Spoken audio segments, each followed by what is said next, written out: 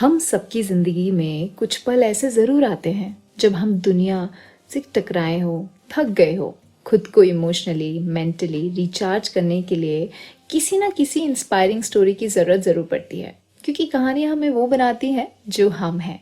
हाय, मैं हूँ आपकी ऑडियो एंकर साक्षी, लेकर आई हूँ आपके लिए नई कहानी पंख, wings of dream, powered by Ali Baba telecom Shahjahanpur. गुड़िया की शादी को 6 साल हो चुके थे। गुड़िया की उम्र भी 27-28 रही होगी। पतली दुबली गुड़िया गांव की रहने वाली थी और शादी के बाद पति बबलू के साथ बरेली शहर में आके रहने लगी। बबलू एक ईमानदार, सीधा पर बेरोजगार इंसान था। कभी वो पुताई का काम करता था तो कभी ई रिक्शा चलाता था, तो कभी होटलों में वेटर का काम, तो कभी बारात में सर पर लाइट रख के चलता था।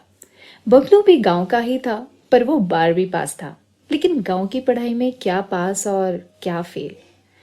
जब जो काम मिल जाता था बबलू वो काम कर लेता था। बबलू की फाइनेंशियल स्थिति पहले से तो वैसे ही ठीक नहीं थी और कोरोना में लगभग 25 महीने की बंदी और माँ की दिल की बीमारी की वजह से बबलू के ऊपर 3 लाख का कर्ज हो गया है। ऐसा आदमी जिसकी कमाई का कोई ठिकाना ना हो, उसको कर्ज कौन देता है भला? देते हैं इस दुनिया में कुछ लोग देते हैं, कई बार साथ के दोस्त हो या उनके जानने वाले। लेकिन सबका मदद करने के पीछे कुछ तो एक नजरिया अलग होता है। पूरे कोरोना काल में बबलू जिनके घर रहता था, यानी कि बबलू के मकान मालिक सेठ जी, पैसे उन्होंने ही दिए थे। सेठ की उम्र करीब 50 के आसपास होगी। बरेली में उनके यार दोस्त, पड़ोसी, खानदान, कुल मिला के पूरे सर्कल में जो भी उन्हें जानते हैं, सबका बस एक ही कहना है कि सेठ एक मददगार, नेक दिल, सच्चा, ईमानदार और सुलझा हुआ इंसान है। ये सेठ का दुनिया को दिखाने वाला रूप है। गुड़िया सेठ के एक अलग ही रूप को जानती थी। सेठ पहली नजर से ही गुड़िया को कुछ अलग नजरों से देखता था। आखिर नारियों में पुरुषों की नजर पहचानने का हुनर एक इनबिल्ट होता है। गुड़िया पहले दिन से ही समझ चुकी थी कि सेठ की नजरें उस पर ठीक नहीं है। इस बात को उसने अपने पति बबलू से कई बार इशारों में कहा, लेकिन कर्ज में फंसा बबलू ये बात समझने को तैयार ही नहीं था, या तो फिर वो समझना ही नहीं चाहता था। वो खुद में इतना खोया हुआ गुम इंसान था जो अपने ही बारे में ठीक से नहीं सोच पाता। आखिर वो क्या अपनी बीवी गुड़िया और मकान मालिक सेठ के बारे में सोचेगा। इधर गुड़िया ने गौर किया कि सेठ बबलू को शराब पिलाता है। बबलू ही उसके लिए शराब लाता था।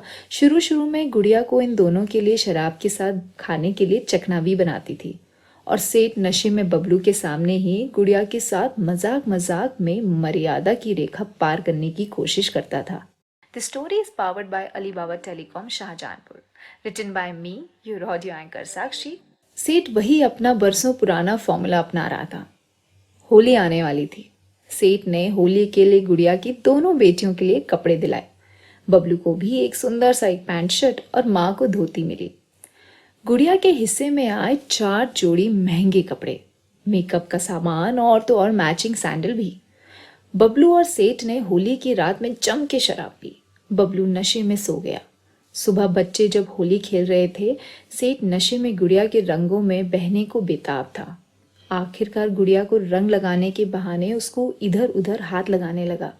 ऐसा नहीं था कि गुड़िया के साथ सेठ ये पहली बार कर रहा था। सेठ पहले भी ऐसा कई बार कर चुका था। गुड़िया अपनी माँ से भी इस बात का जिक्र कर चुकी थी, लेकिन गरीब, विधवा और बेसहारा माँ क्या ही कहे, और वो क्या ही कह पाती। बस हमेशा यही कह देती कि सबका वक्त बदलता है, तुम्हारा भी बदलेगा। जब सेठ ज्यादा ही जोर जबरदस्ती पर उतर आया तो गुड़िया ने उनको हिदायत दी, मर्यादा में रहो वरना। इस बात से सेठ का नशा और गुस्सा दोनों ही 7वें आसमान पर पहुंचा और सेठ ने गुस्से में शराब ग्लास में भरी और एक ही बार में शराब पी गया। पूरा ग्लास खत्म करके गुड़िया की तरफ देखकर बोला, वरना क्या, 18 महीने से किराया नहीं दिया है, 3 लाख उधार हो चुका है। गुड़िया भी गुस्से में बोली, 70,000 का 3 लाख बना दिया, हमको इतना बेवकूफ मत समझो। धीरे चालाक भरी आवाज में सेठ ने जवाब दिया, तो समझदारी वाली बात करें, सारा पैसा माफ कर देंगे, तुम्हारा भी। 4 कपड़े भेजें, जो पसंद हो पहन के चली आना। इस बात को सुनकर गुड़िया के स्वाभिमान ने जवाब दे दिया। उसने खींच के सेठ को एक थप्पड़ मारा। सेठ ने गुस्से में गुजिया वाली गरम तेल की कढ़ाई गुड़िया के ऊपर फेंक दी।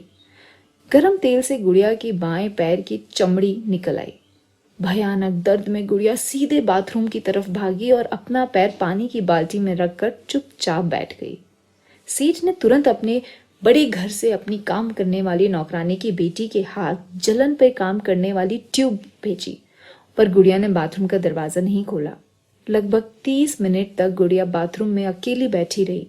उसकी आंखों से कुछ कतरे भी गिरे या नहीं गिरे, ये बात गुड़िया के अलावा कोई नहीं जानता। गुड़िया बाहर आई, सरसों के तेल में कपूर डाल के अपने पैर पर पुरानी साड़ी फाड़ कर पट्टी बांधी। बिना किसी से कुछ बोले अपनी दोनों बेटियां पूजा 5 साल और आरती 3 साल को बोली, चलो हम लोग घूमने जा रहे हैं। बड़ी बेटी पूजा ने सवाल भी किया, माँ तुम्हारे पैर पर तो चोट है। जवाब में गुड़िया मुस्कुराकर बोली, रास्ते में डॉक्टर भी मिल जाएगा। बबलू अभी भी नशे में सो रहा था। चलते वक्त गुड़िया ने अपनी सास से कहा, मैं जा रही हूँ माँ, इस माहौल में मेरी बेटियां पली तो उनका आने वाला कल खराब हो जाएगा। मुझे किसी से कोई शिकायत नहीं, बस मुझे वापस ना बुलाना, वरना। गुड़िया की वरना में एक शांत समंदर था जो दुनिया की सबसे बड़े शहर को भी डुबो सकता था। सास सब समझती थी क्योंकि सास भी कभी बहू थी। सास ने गुड़िया से पूछा, कहाँ जा रही हो? पूछते हुए अपनी पोटली से निकालकर गुड़िया के हाथ में कुछ पैसे थमा दिए। गुड़िया बिना कुछ बोले सास के पैर छूकर बच्चों के साथ बाहर सड़क पर निकल गई। जानेंगे आगे गुड़िया ने किया क्या? क्या वो जमाने के सामने झुक गई और उसने जमाने को झुका दिया? कहानी पंख, wings of dream. The story is powered by Alibaba telecom Shahjahanpur. Written by me, your audio anchor Sakshi. Content by DDCO। कहानी पंख के अगले भाग को अपने व्हाट्सएप नंबर पर पाने के लिए आप अपने नंबर इनबॉक्स या कमेंट में भेज सकते हैं। अपनी फीडबैक जरूर दीजिएगा क्योंकि आपका feedback will guide us to deliver better. Thank you for your time. Keep the dream on.